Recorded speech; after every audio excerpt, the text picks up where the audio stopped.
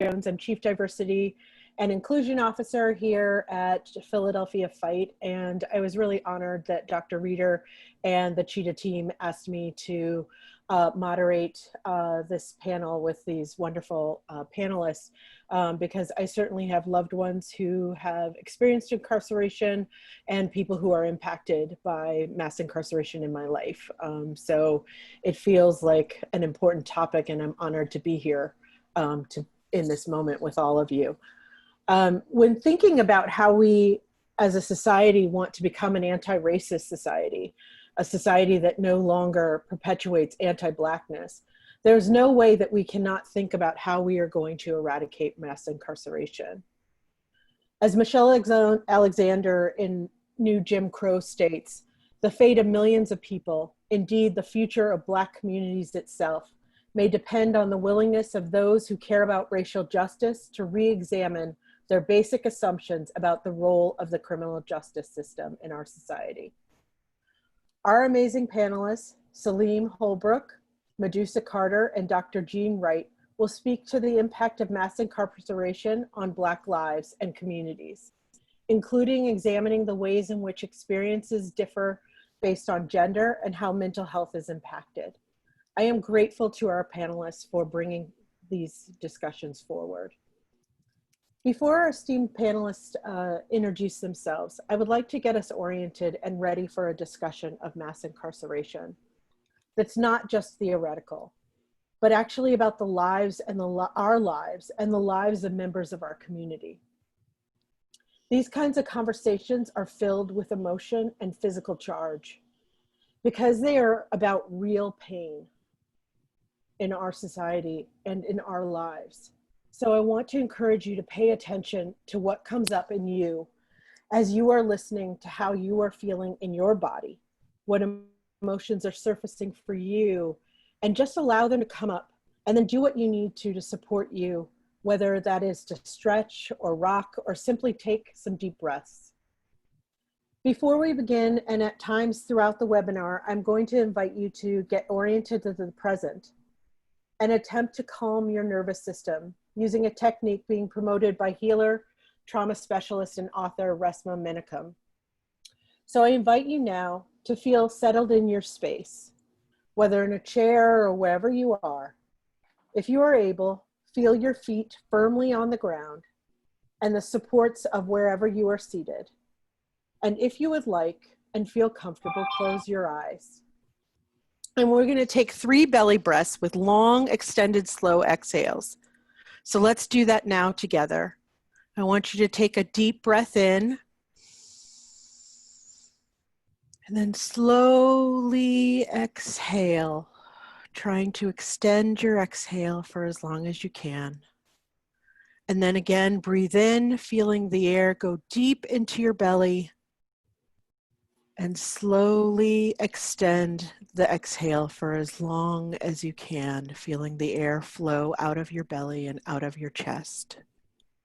And then one last time, again, filling your belly with air as deep and as full as you can, and then extending the exhale for as long as you can, slowly breathing out. Now I want you to take a moment to twist and look behind you. I want us to check out the space that we're in right now. Let your body know that in this moment, there is no threat behind you. And take in what's there and what isn't there. And then you can face forward again. And now I want you to look up. See what's there. Take in what you're hearing. If they're colors, if they're things that are around you, what are you feeling in your body at this moment? And then you can face forward again. And now I want you to look to the right. And I want you to bend at your hips if you're able and look down and see what's on the ground below you, stretching to look to the right. Just take in what you're hearing, what you're seeing, and what you're feeling in your body. And I'll face forward again. And we're going to do again to the left. I want you to look to the left and bend, stretching, looking down, see what's there, what isn't there. Take in what you hear and what you feel in your body. And then you can face forward. I want to thank you for taking a moment just to get oriented to the here and now. And just to invite you to, if you need to, if you're finding yourself either feeling a lot of feelings in your body, to just take a moment to check in with yourself and get oriented to your space. Thank you again for that. And I want to invite you now to turn your attention to our wonderful panelists, Salim Holbrook, Medusa Carter, and Dr. Jean Wright, so that they can briefly introduce themselves and talk about what brought them to the work that they do. Salim? Yes, thank you, Jennifer. My name is Robert Salim Holbrook. I'm the Executive Director of the Abolitionist Law Center. What brought me to this work, unfortunately, is that at the age of 16, I was involved in a drug-related homicide and sentenced to spend the rest of my life in prison. I served 27 years in prison.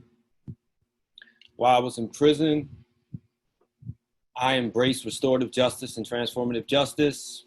And in 2012, when the United States Supreme Court ruled that it was unconstitutional to sentence children to die in prison, I was afforded the opportunity to be resentenced. And in 2018, I was released with strong community support. And since then have been working to roll back the impact of mass incarceration in our communities and work to empower communities that are marginalized and oppressed.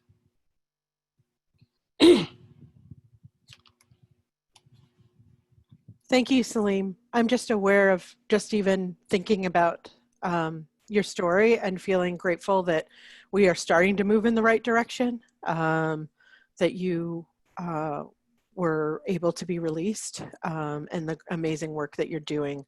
I want to invite our audience to just check in with themselves about what comes up for them as they hear you speak. Medusa, would you like to introduce yourself? Peace and power, everyone. My name is Medusa Carter, artistically known as Black Rap Medusa. I'm a hip hop artivist. I'm a CEO and founder of Mary's Daughter for the Formerly Incarcerated. I'm formerly incarcerated, non-binary,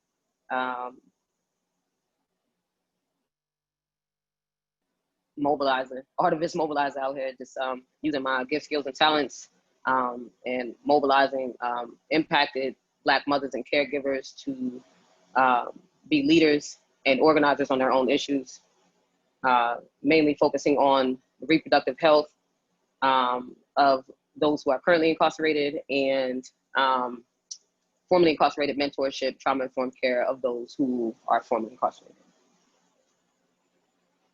Do you want to say anything about what brought you to this work? As someone who's formerly incarcerated and kind of live at the intersection of a lot of different identities, I've experienced a lot of impact in all of these and sort of like a multifaceted sort of way. And so for people who are living at that intersection, the work is to empower them to, again, be able to speak up even in those intersections, but also just to speak up to other people who may not have a voice just yet. Thank you, Medusa. I appreciate you. Dr. Wright? Yes, good afternoon, everyone. And first, to my esteemed panelists, it's an honor to be on this panel with you all. Having only the opportunity to read your bio, this is a treat for me to actually get to interact with you. And also to Dr. Jones, thank you so much. I am the Director of Behavioral Health and Justice for the City of Philadelphia. What that really means is that I oversee programs and initiatives to support individuals returning back to Philadelphia from incarceration. That's both jails, county jails and prisons, state penitentiaries, and also on the civil side, individuals returning to the community with psychiatric hospitalization. And so the forensic piece of that is the interaction of psychology and the law. So it's both criminal and civil from the standpoint of that interaction. Beyond that, I have 25 years of experience working with individuals that are incarcerated and the formerly incarcerated. Most of that has been in the state of, or the Commonwealth of Pennsylvania, working at both what used to be Graterford and also now Phoenix and Chester. When I was in Ohio, also worked in the penitentiary that where females were resident, and so I've done that work for the better part of 25 years. More importantly, I think, is the last few years, my opportunity to work with what used to be called Juvenile Lifers, and I know that term is used as a category. I prefer to say brothers and sisters that were incarcerated as children, who are now given the opportunity to restate their purpose and restate their life and who they are. And everyone that I've interacted with has done that in such a way that it has benefited the community. And so as much as we can get rid of those labels, I would like to do that today. And so I have been shaped by the men and women that I've worked with, the privilege of serving in multiple communities on many levels. And most importantly, what Brother Salim talked about, which is that restorative practices, something that I've really embraced recently, and hope that Philadelphia, for one, can become a restorative city. And I think that is my purpose for coming to this call today, is to advocate for the brothers and sisters that I've worked with over the years, but also for the city that I love, because we know we're going through some major, major challenges right now. And so we need all hands on deck. There are no throwaways. And so we need everyone to bring their collective experience, even if it's expressed individually, to such a point in such a time as this, because we need you.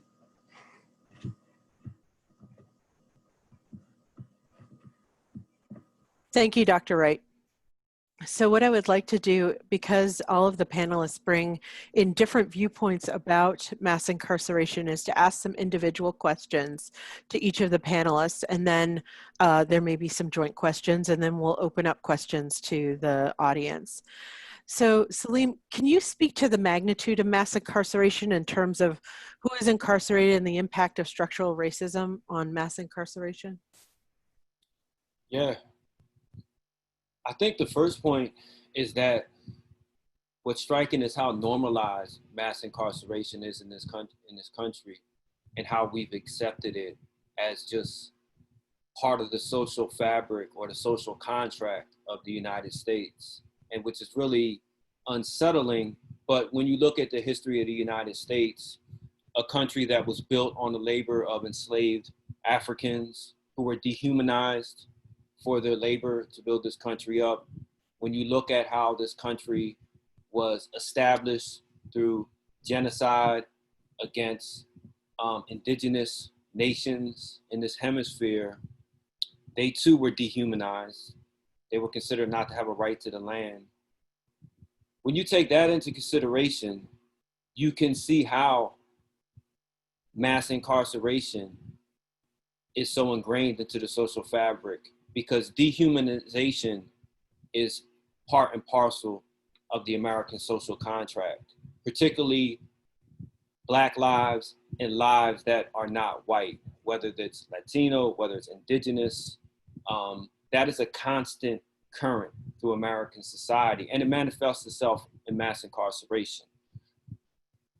I don't like to use numbers because numbers can kind of desensitize people, but when you look at where we're at in this country today, 34% of the population, people who are imprisoned, are Black.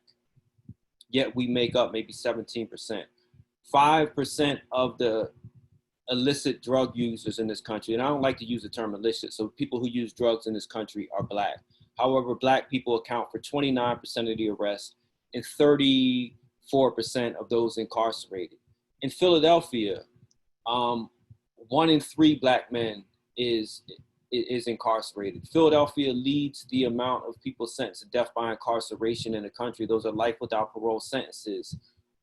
Over 60-something% of those are Black people. Pennsylvania's prison system, close to 50% are from the city of Philadelphia. It may be somewhere hovering between 39 and 46 or something like that, depending on where the numbers are at right now. However, considering that Black people make up less than 11% of Pennsylvania's population, that's still an alarming number.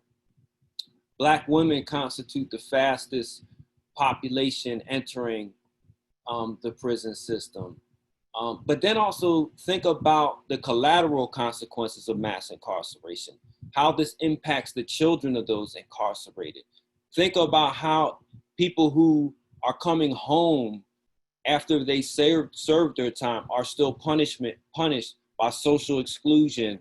They're punished by not being able to find a job. They're punished because they don't have credit. So they're set up for a continual cycle of failure. Think about the loss of manpower and labor, intellectual development in our communities that is being pulled into this massive beast. And then maybe you could get an ideal, not just of the physical ramifications, but also the mental trauma that mass incarceration has. So where we are at in this country with mass incarceration is a terrible point. More Black people are incarcerated in this country than there were during those who were enslaved during the time of slavery. Mass incarceration has essentially taken the philosophy of slavery and shifted it into corrections, where prisoners now are dehumanized. And then when you come home, you're further marginalized. And how does this impact our communities? That's what we really have to look at, because it's not helping. It's not making our communities safer. I'm going to close with this.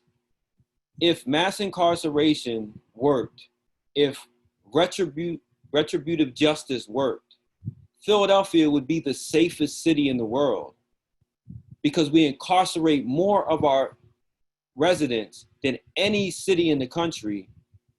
We've sentenced more to spend the rest of their lives in prison than any jurisdiction in this country. Yet we still have some of the highest rates of harm and intracommunal violence in this country. So that's something to consider, that the enormity of mass incarceration, but also how it impacts us, but how it doesn't help or make our communities and people any safer. Thank you, Salim. I don't know how the audience is feeling, but just thinking about just what you just said, like just the thought of the impact that it has on our community is not just a theoretical idea. People are impacted by it right here who are in the audience. And I'm just wondering if people just want to take a minute to maybe put in the chat, if Dr. Reeder, you're able to allow them to, even just some feelings that are coming up for them just as they're listening to the immense impact that not only on the lives of the people who are incarcerated, but the communities that are impacted, our communities.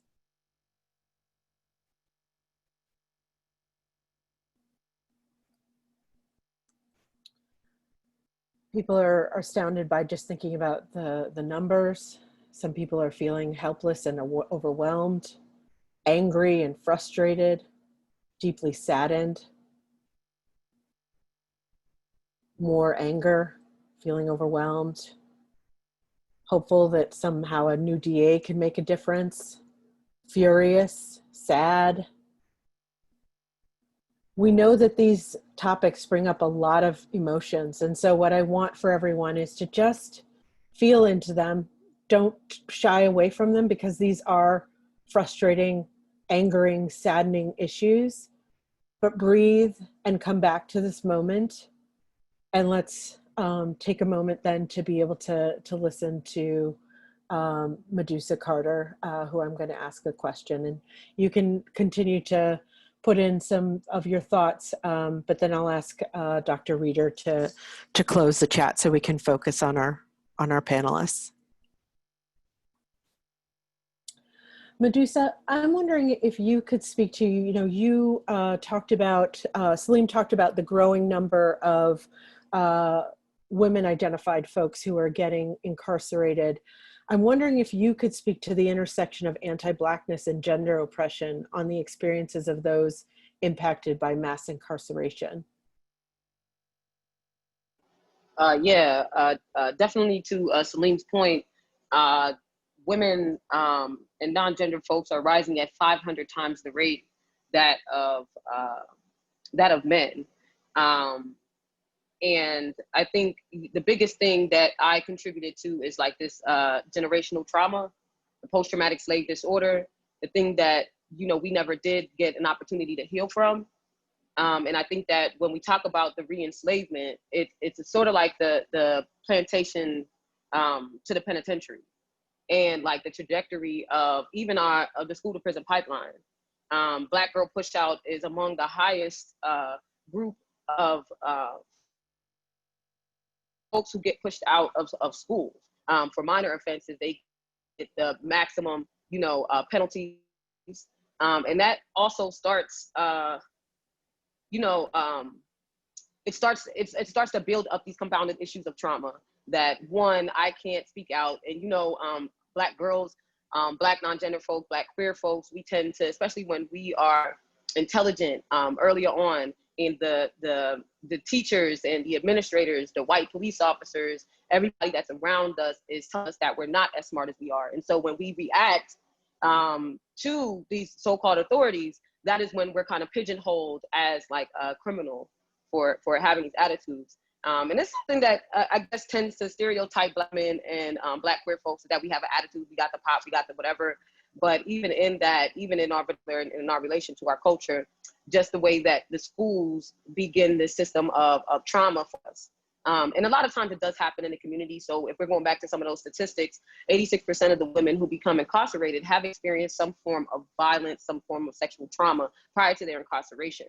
What that says is that this is not just, oh, they got to prison and became traumatized. This is like, oh, there's some community-based trauma, there's some school-based trauma, there's all of these different intersections of trauma that Black women, Black trans, Black queer folks end up having to navigate on a daily basis. So again, you're talking about your household, whatever you're navigating within your household around who you identify as, or who you're out to be, or just you owning your own autonomy, essentially can be stigmatized first and foremost in your household. Then you're going out into the community. Now, if you're going to school as a gender variant person, again, you're experiencing another form of trauma, another form of oppression. And then, so this is just the home, this is the school, and now you're going out into the community on your leisure time. What are you experiencing there? When you look at 47% of all trans women, all Black trans women become incarcerated. 47%, that's a very high number. And then you go back and you look at those numbers again, not basing it on the statistics, but we have to look at it and kind of open that issue up. I think Salim hit on a point about mental health care. Again, going back to this post-traumatic slave disorder and then realizing the impact of generational trauma. Now we see ourselves talking to people who have never dealt with their childhood issues, talking to people who have never dealt with their, you know, their identity issues, talking to people who all these phobias are being thrown at them and they haven't even had a chance to kind of assess where they are with themselves. And so just again, 66% of the, sorry, it's a lot. So we did a Black mama bailout this year, right? And what ended up happening is that we did one in Pittsburgh and in Philadelphia. And these are the two major cities in Pennsylvania. And one of the things is that too, cycling in and out of these correctional facilities, right? 66% of all the women and trans that were in Allegheny County Jail and Riverside Correctional Facility were diagnosed with a mental health disorder.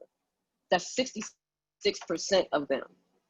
We just heard the numbers of how many women are incarcerated, right? So if 66% of them are diagnosed with a mental health illness and now are returning back to a community where they can't get housing, right? Especially low income housing, they don't qualify for that.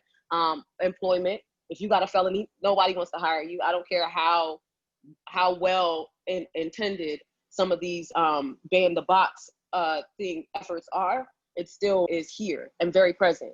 And the boxes are definitely still very much there. And even if you don't check the box, the question is still there. And people still stigmatize you and are not trying to hire you with a felony. We're talking about reunification with your children, especially when you're talking about something like a county jail where it's like a revolving door.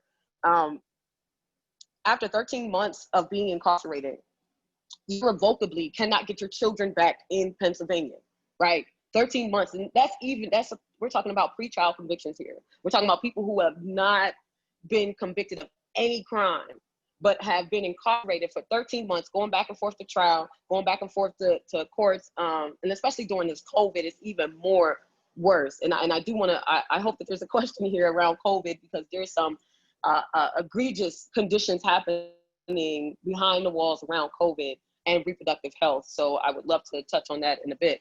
But just talking about these numbers of mental health disorders, and women cannot get vitamins.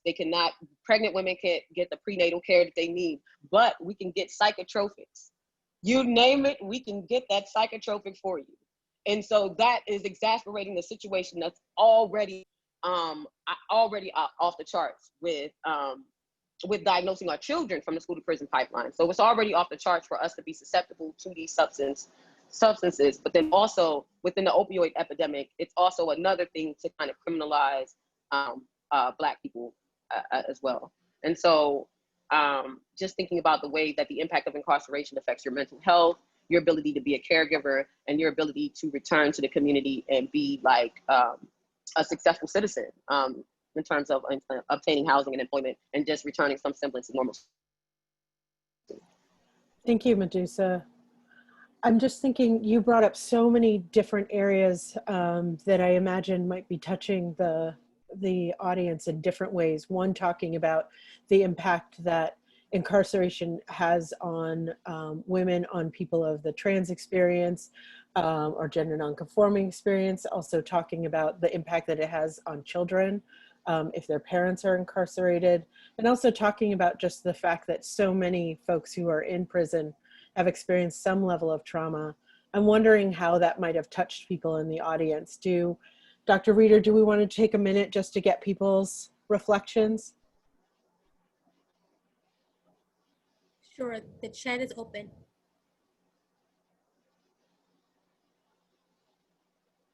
So if people have any thoughts that came up for them when they were thinking about just how many people who are incarcerated are dealing with trauma, that people in the audience are probably dealing with their own trauma. They may have experienced their own incarceration. They may have children in their care of people who are incarcerated.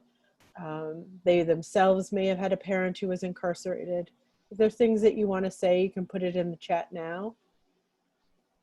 One of the things too, Jennifer, that tends to happen is like, one, trans folks are locked in solitary confinement for their own safety. Two, unfortunately, the issue of women and gender variant folks kind of gets swept under the rug when you talk about incarceration, because there's so many more Black men who are being incarcerated. The issue, we find that a lot of prison abolitionists tend to, trying to look for a better word here, but tend to like more advocate for men than they do for women. And this is including women who have been, thank you. This is including women who have been prison abolitionists. A lot of times we find that prison abolitionists advocate for men because they are the larger population. However, removing the woman from the community, when you have a woman, you lock up her community. And because she's the caregiver, she's the provider, she's the nurturer, she's the auntie, she's the, she is that person. You lock her up and you see the devastation that's happening in our community. A lot of these shootouts are happening by teenagers. These aren't grown, fully grown men. These are teenagers who have not dealt with their trauma. These are teenagers who have not been parented. These are teenagers whose mother are even, caught up in substance abuse or incarcerated.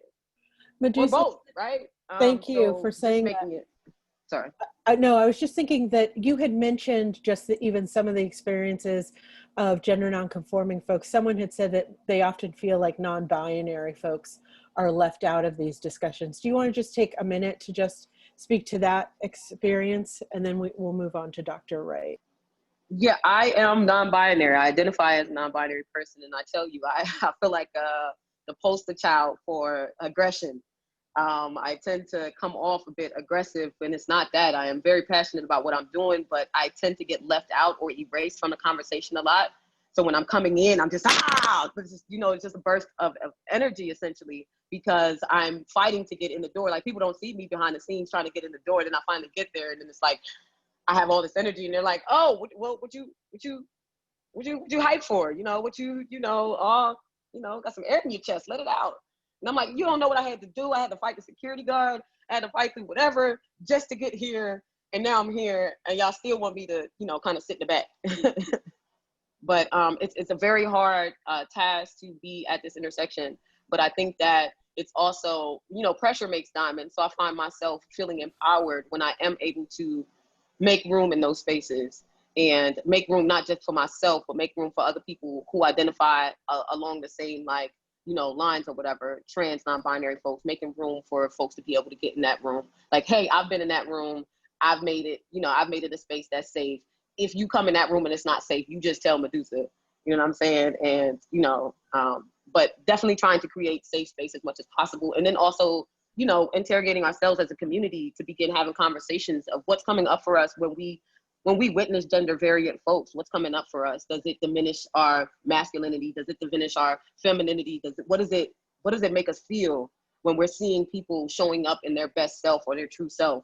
That, you know, because that is a thing that I don't know if you remember from the last call, but someone was like, oh, do you think that homophobia is like more, you know, more rampant in the Black community than it is, you know, in the white community? And I was like, wait a minute.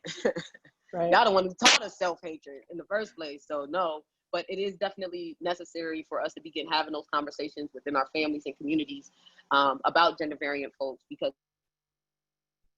we don't want to perpetuate the same type of oppression that we all are experiencing. Right, and maybe further down in some of the other questions that we talk about, maybe you can even speak to what are some of the challenges that people who are gender nonconforming or non-binary deal with when they're dealing with incarceration.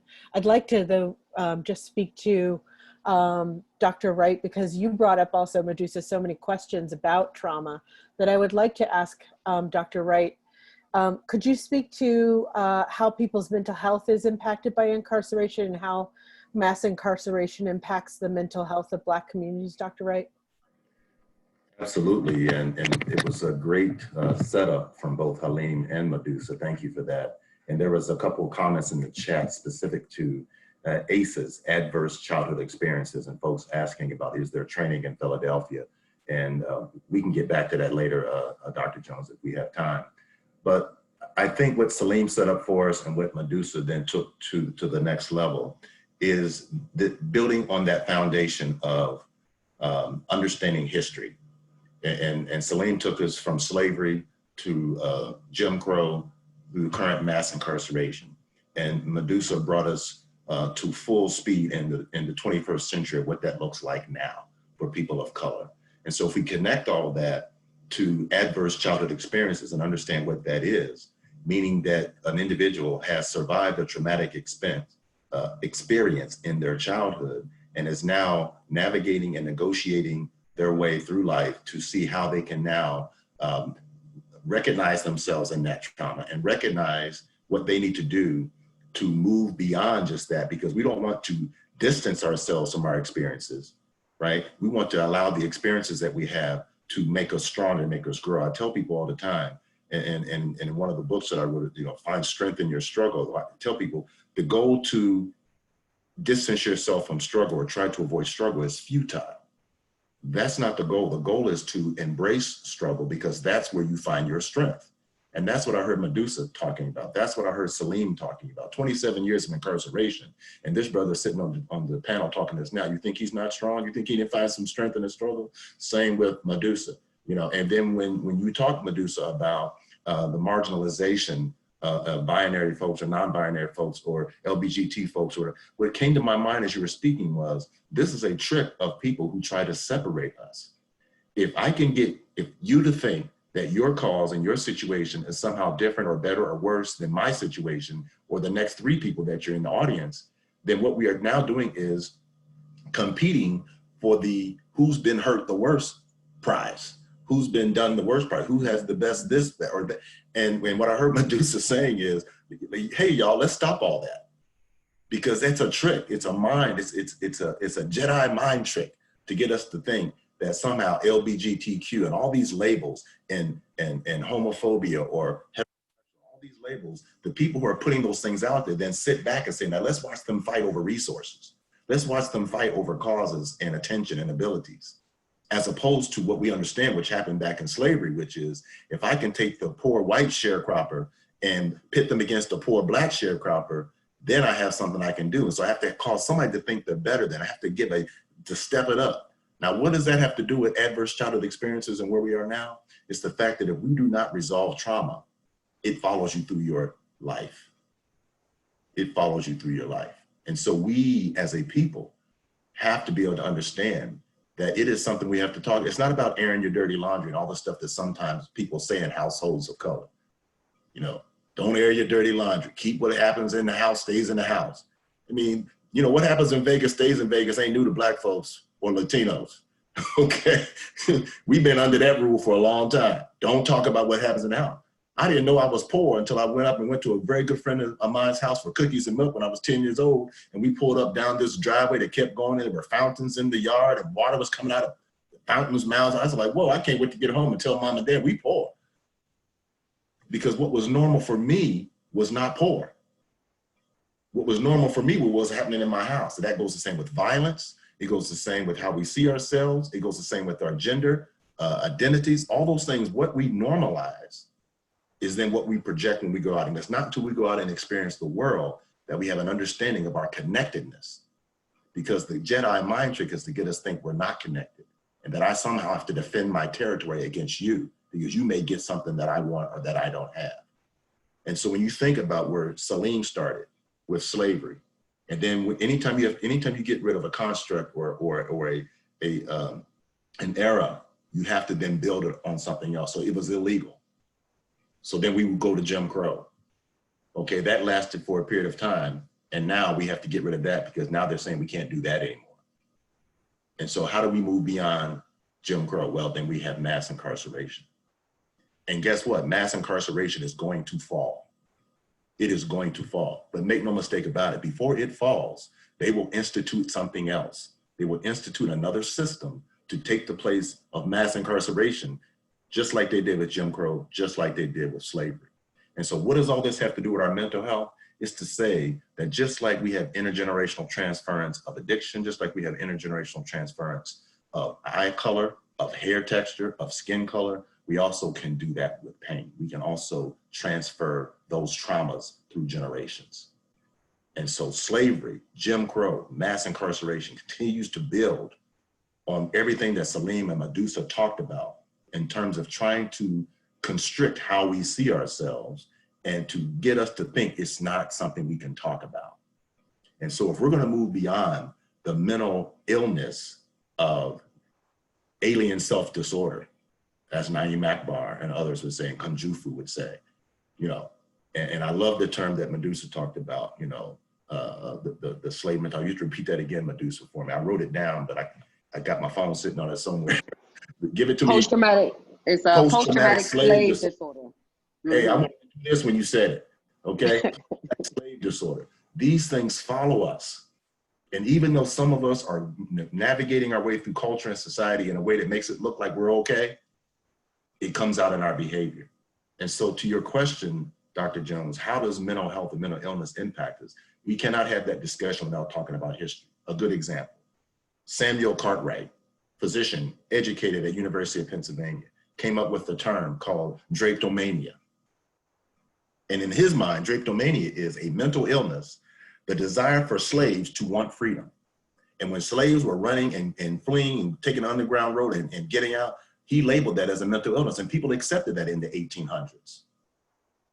You cannot have this conversation and then forget about the history of this. So that when Black and brown people raise their voices or come in with too much energy, as Medusa said, then we get labeled as angry. And if you don't follow the prescripts of what they've been told you are and what you should do, then you're described or prescribed as resistant. Think about the terms and the labels people use for folks who are saying, hey, I'm in pain and you can't help me, I have to help myself. And so when we put all this together and package it and take what Salim has said and what Medusa has said, what we find is that trauma is the undergirding of all the things that we see in people's behaviors, good, bad, or indifferent. People that have been traumatized are triumphant and do marvelous and miraculous things. Think about the arts and think about what drives people who are particularly good at singing, dancing, and sculpture, any of the arts. Think about what Medusa does for a living and the poet and being a poet. Where do you get that from? Where did Maya Angelou get the ability to write the way she wrote? Pain. And so trauma and pain are not just things to avoid and say, oh, that's what's wrong with me. No, it's not. The conversation is what happened to you, not what's wrong with you. And that's the question that trauma helps us ask. Stop asking people what's wrong with them, because that's a shutdown part of the conversation. You have to ask, what happened? And finding strength in your struggle and getting that strength through the pain that you've experienced allows you then to reach back and help others when you find your way. And when you find your way, it is an obligation then to make sure that others who are struggling latch on to what you can share, and what works for them, it works. What doesn't work for them, move it on. But that's where how it impacts us. And then finally, the reason we are not able to move beyond these things that we're talking about is because of the social determinants that undergird all of this, right? And so Salim mentioned not being able to get a job or being marginalized or ostracized. Well, that is perpetuated, and it is on purpose. It is institutional. Education the same way, all these institutions. And so how it affects us is if you are constantly told you're not good enough, you're not pretty enough, you're not this enough, you're not that enough, you start to see yourself in the eyes of the slaveholder. You start to view yourself in the eyes of the oppressor. And then you will not move in the direction that you could move, because you have now allowed somebody else to tell your story. You've allowed somebody else to talk about who you are and what you are. And it's usually inaccurate because they're not you. And so mental health connected to mass incarceration is the whole thing we saw with George Floyd with the knee on the neck. Imagine that from a standpoint of psychological or that that trauma we talked about. Psychological trauma, emotional trauma. All throughout history, that visual of the knee on the neck goes across just the physical ramification of physically seeing that. It's the foot on the neck from economics. It's the knee on the neck from education. It's the knee on the neck from accepting and being able to purchase real estate where you want to. It's the knee on the neck of your ability to be your best self, as Medusa described, and walk into a room and say, this is me, world, let's do this. That is what mass incarceration takes away from individuals. But to Salim's point, it also robs the community of its best and brightest. It robs the community of its best and brightest. And so when you look at who is incarcerated and the numbers that Salim gave and how it's disproportionate minority confinement, what does that do to the community? And what does it do to those individuals who are returning to the community that may not be totally accepted by the community they left? And what does that look like? So that's when mental health challenges can be exacerbated. When you've gone through all of this, and then you come back to a community that you would hope would embrace you, your own community, and then you may find doors closed there as well. So we have some work to do in our community, but in connection to that mass incarceration, what it does to people of color, we have to have that discussion with also what it does to communities of color and how that manifests and how we see ourselves in the world and how we present ourselves in a way that how other people see us may be colored or may be tainted, because we may not be telling our own story. We are acting out the story that somebody gave us. And I will leave it at that for now. Thank you so much, Dr. Wright. You know, you talked about so many things in terms of trauma, in terms of even just bringing up visions of looking at the ways in which our society continually kills and has the knee on the neck on people in Black communities. And I'm just thinking about the level of charge that comes up even when you talk about the murder of George Floyd. And I just want to just have people take a moment. I'm not going to ask for your responses. I'm just going to ask you to take a moment to just breathe in a little bit, shake off a little bit, because I think we get so used to talking about Black trauma that we think it doesn't have an impact on us. But to talk about the murder of somebody is you know, it has an impact, and I want us to really pay attention to that. And so if people will just take a moment to just take some deep breaths, do what you need to do to adjust yourself, and pay attention to what you're feeling in your body as we keep moving on, because these are human beings that we're talking about. They're our brothers and sisters, and they're people in our community. And one of the things that you talked about, Dr. Wright, was the idea of how the world portrays Black people. And a question that kind of came up was, how does, you know, how the media portrays white people in society who commit a crime as human beings. You know, they humanize the Breaking Bad character. They humanize certain organized crime characters who are white. But when they portray the Black person who commits a crime, they suddenly get dehumanized and demonized. And I'm wondering if, in general, Salim, I don't know if you want to get back into the conversation here around talking about how does media portray and help to continue to dehumanize Black people so that someone could actually take the life of a Black man on media and we watch it over and over and over again? I mean, it's all around us. Just think about when you were younger, those who grew up watching cowboys and so-called Indian movies. You know, the cowboys were always the good guys, but, you know, the indigenous people were defending their home, defending their land. But they were the ones who were looked upon as savage, as wild. You go back to another example you gave was the character from the infamous Breaking Bad series that, you know, all of America fell in love with. This is someone who murdered a child, poisoned a child, was responsible for countless deaths, and he was looked at as the guy next door. However, when it comes to Black people, you know, we are the menacing other, right? When you think about 25 years ago,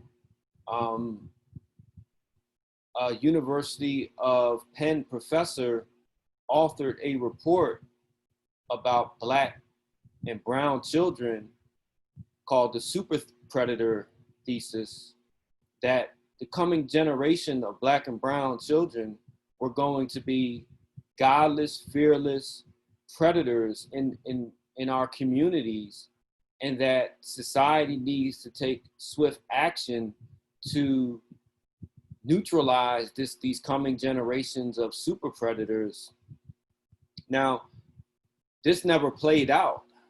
This scenario that this professor from the University of Penn laid out never came into a reality. However, the consequences of that report are still with us to this day, because as a result of that super predator myth, Pennsylvania and states around the country enacted tough on crime legislation aimed specifically at child offenders.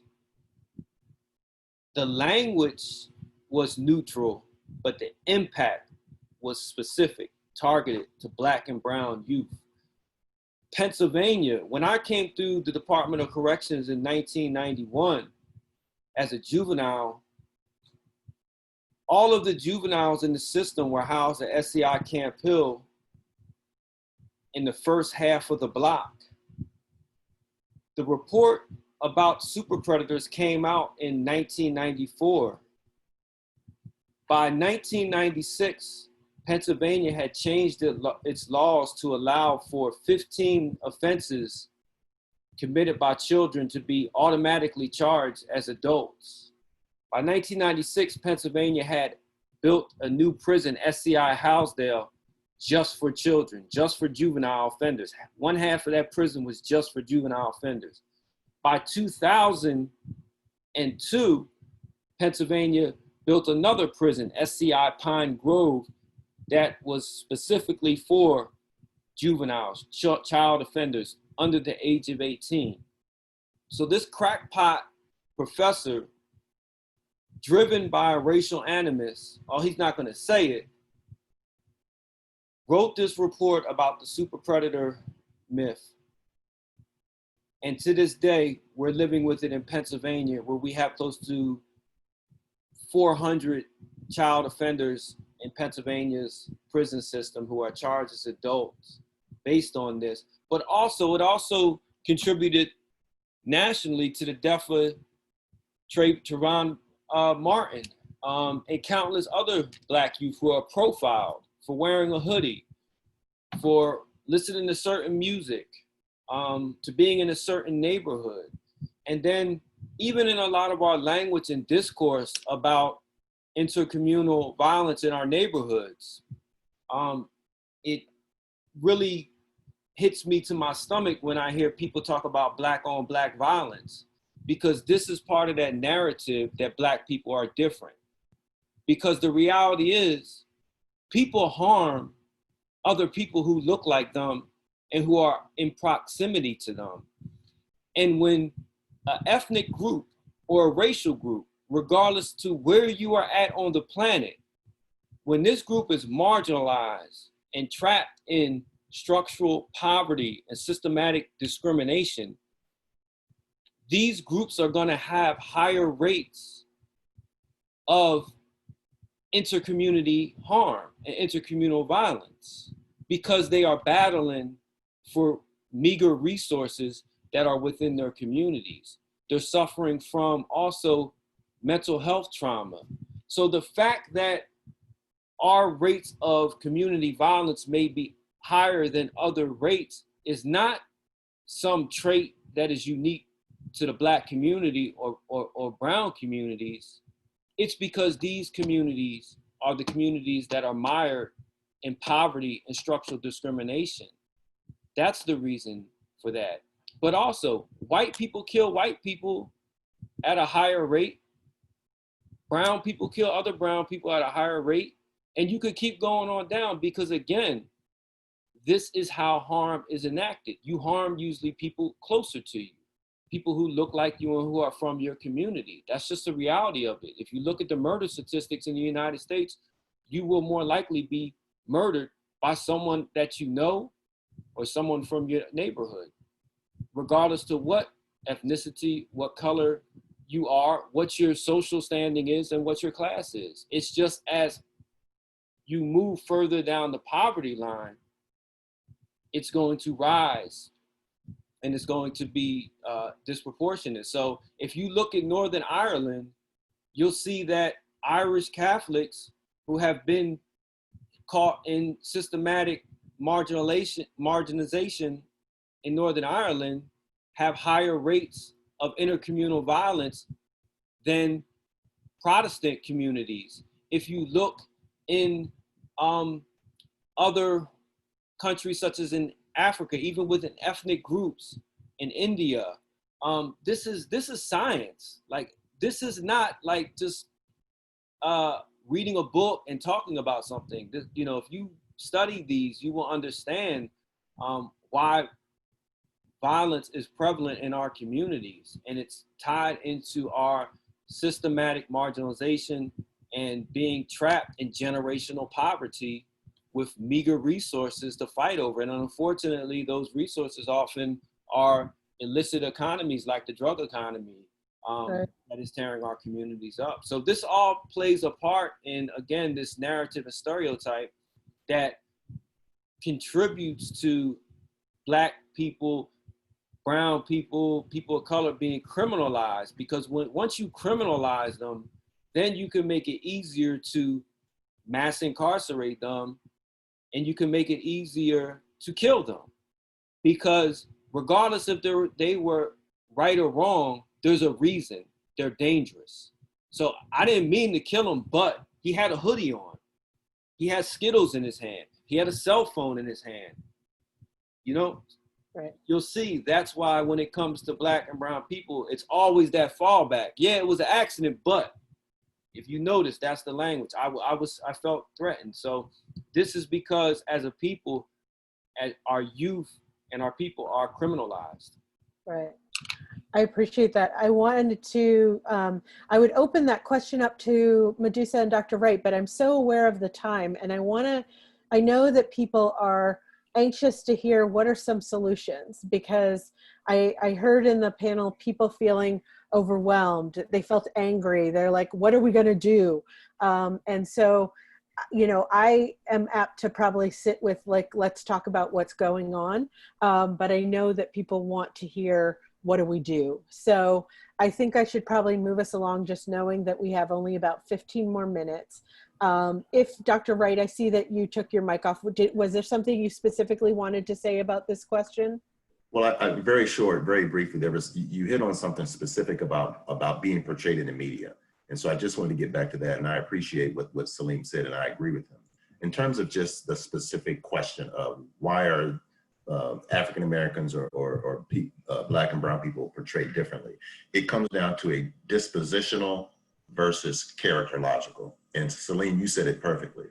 Let me give you an example. We've all experienced driving down the street and being cut off by somebody on the road, right? And most of our reaction is, what's wrong with that guy? What's wrong with that woman? You know, they cut me off. Didn't they see me in this lane, right? And we automatically attribute to them cutting us off as characterological. They did it on purpose. There's something wrong with them, you know, and then we may go into road rage. Many of us also have been the person who made the mistake. We were looking at our cell phone. We were trying to adjust our seatbelt. We looked both ways, but we didn't see that other car coming. And when we pull out and cut somebody off, it's dispositional. There was a specific reason why what I did, I was innocent. I didn't mean to do it. And so when you think about something as simple as driving in traffic, one person cutting off another person being cut off, and how we portray that dispositional, it wasn't my fault. There's a good reason for why I did what I did. Breaking Bad character. The characterological, they're evil. Predators. So depending on where you are, your disposition causes you to have one explanation and see the world or people one way. Characterological has you see it a different way. And generally, most of us, we explain our own mistakes away, but we tend to blame others for the same thing that we did. We want forgiveness for what we did, and there's a logical explanation if you just let me tell you what happened. But when somebody else does that exact same thing, it's because they're bad. And then you see that in our laws. Crack cocaine punishment versus powder cocaine punishment. Opioid epidemic versus crack epidemic. Robbery. Charges for this group are different than charges for this group for the same crime. You can go on and on down the list. So the answer to your question about why is the portrayal in the media different, is because who has control of the media? Who has control of the narrative? Remember, we talked about somebody else telling your story. And when it's you tend to take a dispositional position. When you're looking at others, you tend to put a characterological position on it. And I just wanted to give you that piece about there is a logical reason why the media does what it does. Yeah, I appreciate that. And I think that also there is a way in which, right, that if characterologically we have an anti-Black way of thinking about in our society, then we're always going to see it as a characterological issue and not see it as like, let's look at what's going on in the situation. I want to move us a little bit. We don't have a lot of time, but I would like us to try to get at some of your ideas around what we can be doing. So, Alex, you know, the quote that I suggested around that Michelle Alexander had in terms about those who care about racial justice need to re-examine their basic assumptions about the role of the criminal justice systems. I'm wondering from each of you, what assumptions about the role of criminal justice system in our society would you like to have re-examined so as to challenge the ways the reasons why Black people and Black communities continue to be disappeared by mass incarceration. So I want to start with Medusa to get you back in the conversation, and then we'll move to our other panelists. Medusa, do you want to speak to that? How would you like to re-examine our justice system? Oh, one thing, first and foremost, is that it's rehabilitative. I think initially we hear a lot, we are rehabilitating people. And a lot of times I've seen people come home with addictions they didn't have before then. They come home with issues they didn't have before. They are more traumatized and triggered than they're institutionalized. So they're even worse off than before they became incarcerated. And specifically talking about the youth, like there's no rehabilitating those youth. There's no talking to the youth about the gun violence that they experience. There's no talking to them about the drugs in their community. There's no talking about the harassment of the police officers. There's no anything. So I think, and one of the pieces that we, focus on over at Mary's Daughter is trauma-informed care for police officers and for prison officials. I think that is one of the biggest things that escalates a situation when, Black and brown people encounter police officers, is that it escalates because you're screaming at me, you're commanding me, you're demanding me, or anything like that. I think that first and foremost is, getting to, if you suppose our taxpayer dollars are essentially going to those individuals to protect and serve. And so if what we're saying is that we are protecting our community by arresting these people, by incarcerating them and rehabilitating them so that they can come back to the community and not rob somebody or something like that.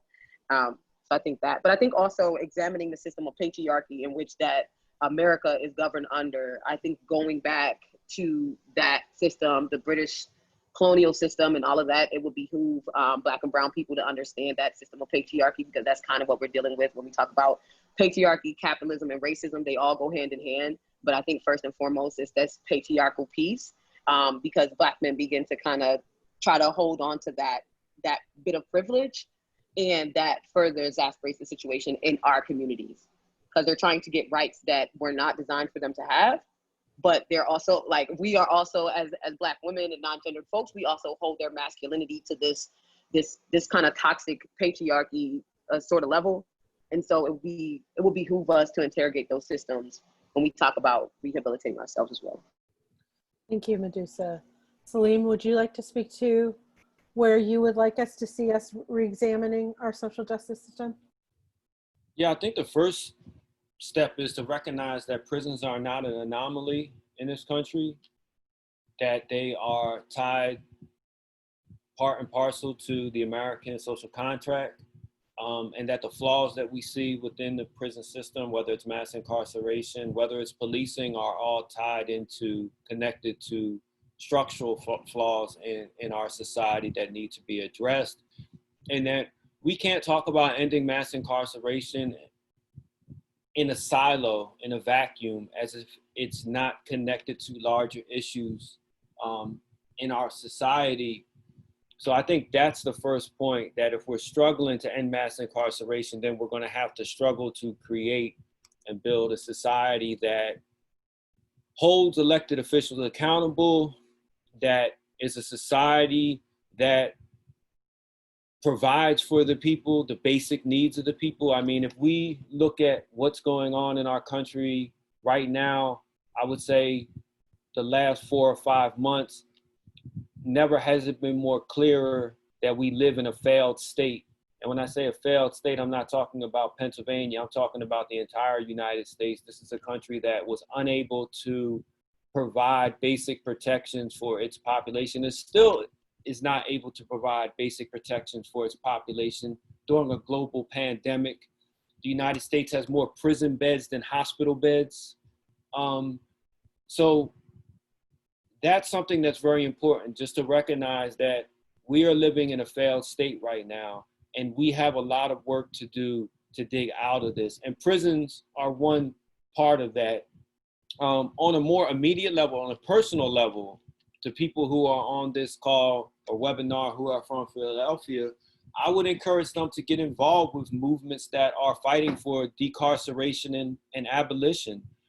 That is how you can make a difference right now, by lending your voice and lending your your labor and your person to movements that are fighting for social justice and who are trying to roll back where we're at.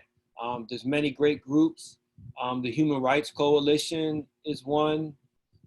The Coalition to Abolish Death by Incarceration is another one.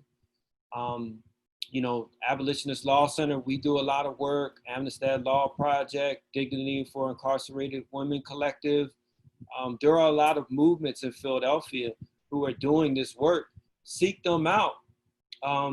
Look at their programs. See if that's something that you are comfortable working within, because we need people to push power, because the opposition has resources. They have resources at their disposal. We have people at our disposal. We have people who are impacted and recognize that something must be done. So we have to mobilize our people, because the opposition is going to mobilize their resources. And people move power. That's something that we've seen throughout history. And in Philadelphia, we have the opportunity to do that.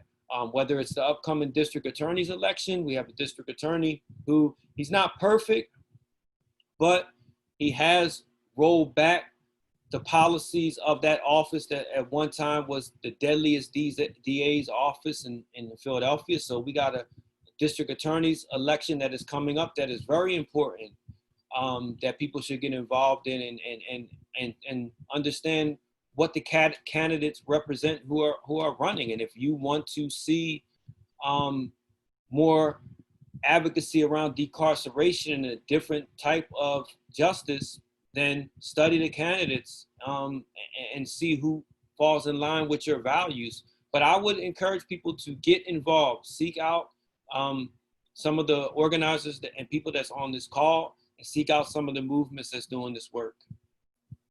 Thank you, Salim. Dr. Wright, could you speak to some of the ways in which you would like us to reimagine the justice system? You're still muted. Yes, I'm sorry. I'd like to start where Salim left off, and that is get involved. And we've heard that before, and we've heard all the data and statistics about Black and brown people don't vote. And again, that's somebody else telling your story, you know, and then the human nature is interesting. If you think that nobody else is doing something, does that mean, okay, then I'm going to stay home too because my vote won't matter? And that's the narrative on communities of color, you know, or bad weather, you know. Salim talks about resources on the other side. They don't even need resources.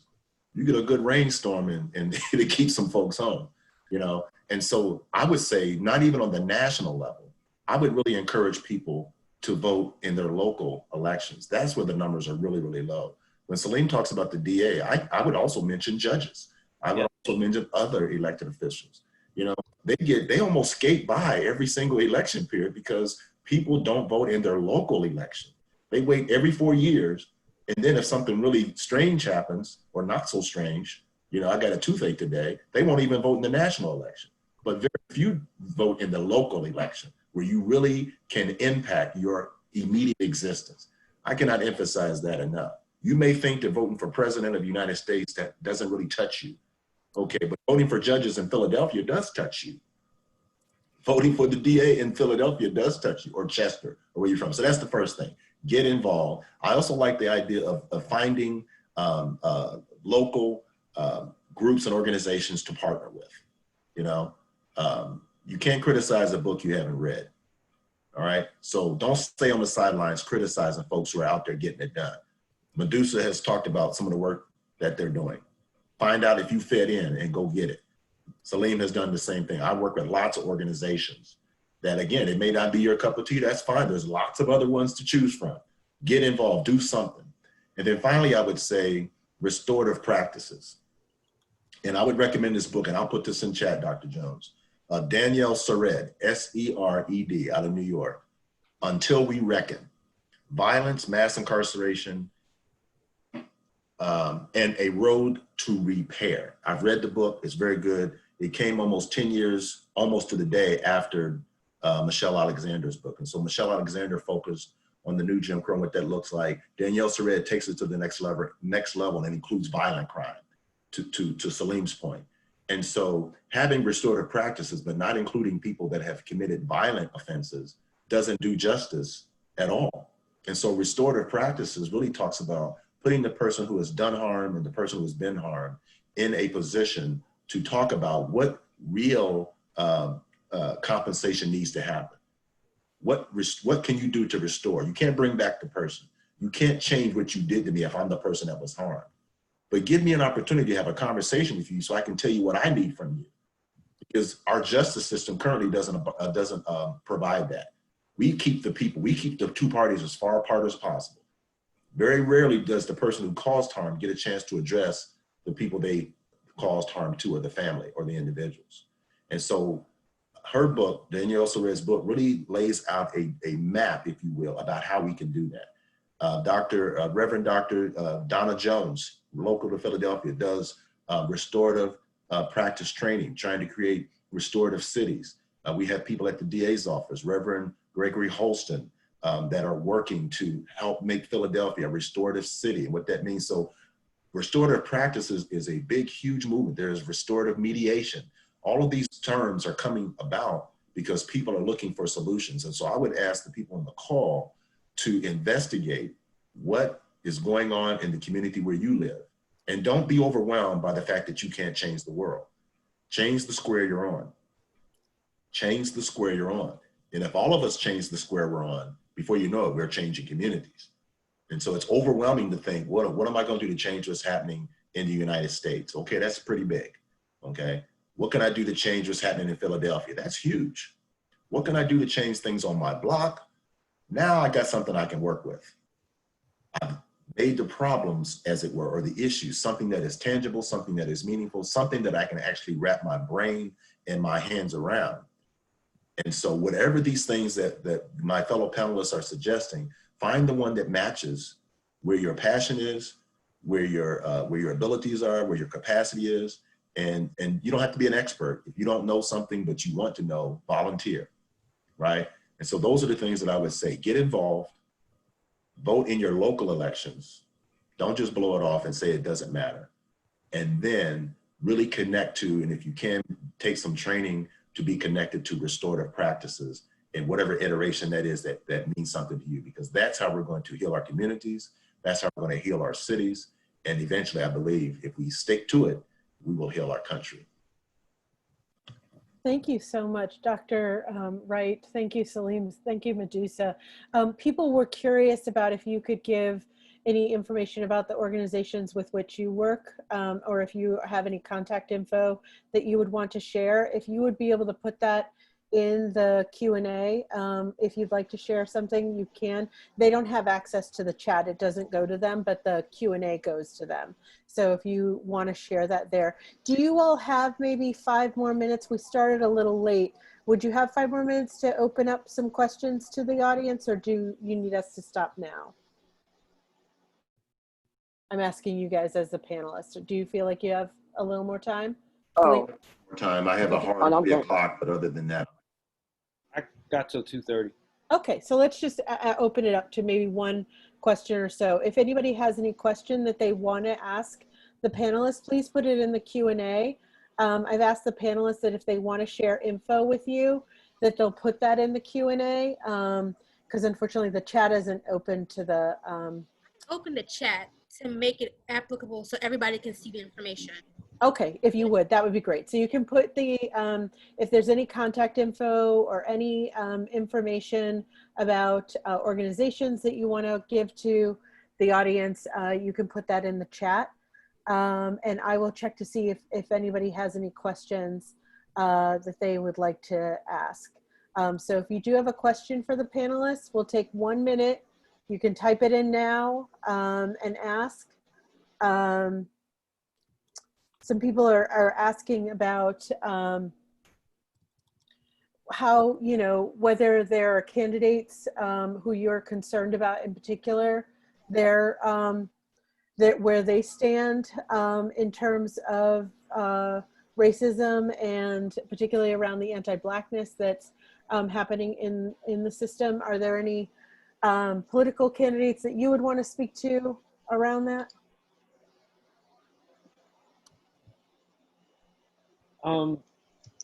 So when you talk just general candidates, I mean, I don't know if I want to talk Oh, That's what I was thinking, is I was kind of censoring the question a little bit.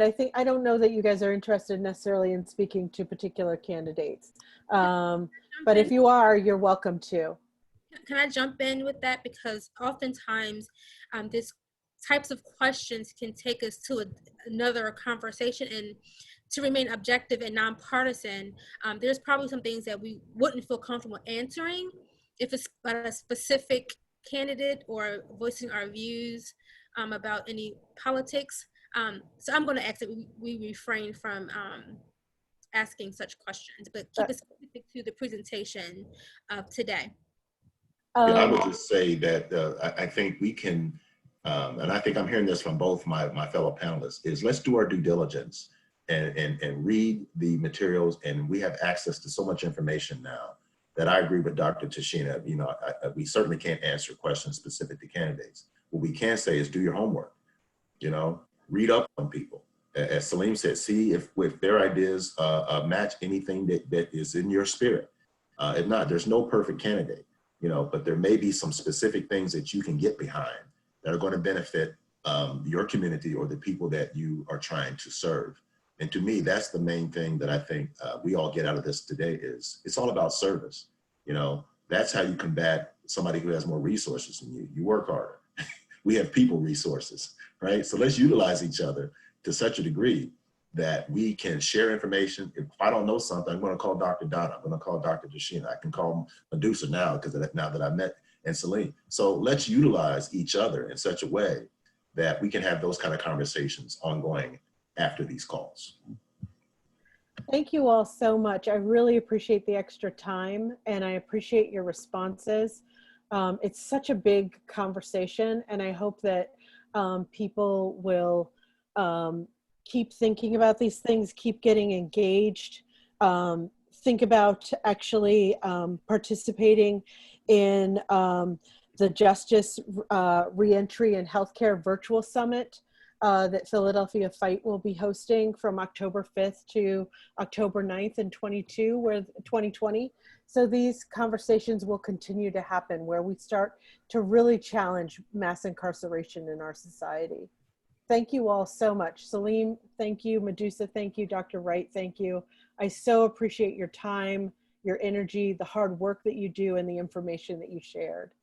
Thank you. Thank you for having me.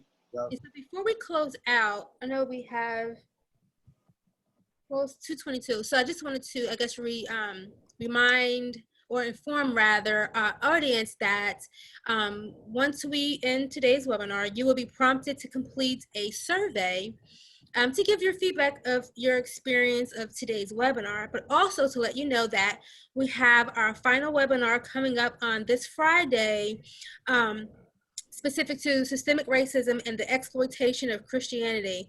And so that will be our final webinar of this anti-Blackness series, and you're invited to attend. Registration is still open if you're interested in attending.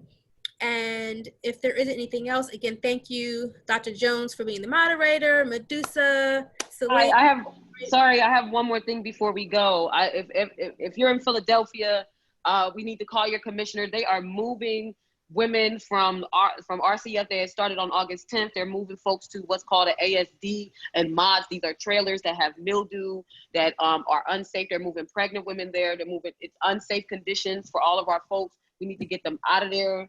They don't have hot water. They don't have clean water. There's no air circulating right now. They're doubling up on the cells to make more room to incarcerate more men. I just want to throw this out there. The ACLU is already suing the Philadelphia jails for their response to COVID, but this is an issue that's going under the radar. No one is talking about it. But I know that the Philadelphia Community Bail Fund, we have received, they have received calls about this, countless amount of calls. I've received some calls. Some of the other comrades have received calls. Again, it's imperative. Can we please look into this issue? Audience, everybody, they are harming our people, putting our people in more harm's way. Thank you, Medusa. Thank you again, Salim. Thank you again, Dr. Wright. I so appreciate it. Dr. Reeder and Cheetah, thank you so much for hosting this. Mm-hmm. thank you. Have a great rest of your day. Again, thank you. Yeah, goodbye. Bye-bye.